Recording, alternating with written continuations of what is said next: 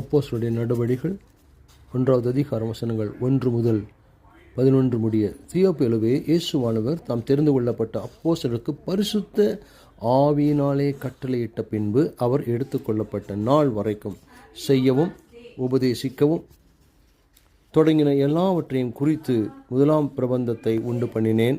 அவர் பாடுபட்ட பின்பு 40 நாளளவும் அப்போஸ்தலருக்கு தரிசனமாகி தேவனுடைய ராஜ்யத்தை குறித்து அவைகளை அவர்களுடனே பேசி அநேகம் தெளிவான திஸ்தாந்தங்களினாலே அவளுக்கு தம்மை உயிரோடு இருக்கிறவராக காண்பித்தார்.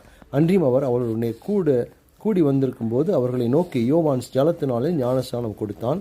நீங்கள் சில நாளுக்குள்ளே பரிசுத்த ஆவியினாலே ஞானஸ்நானம் பெறுவீர்கள்.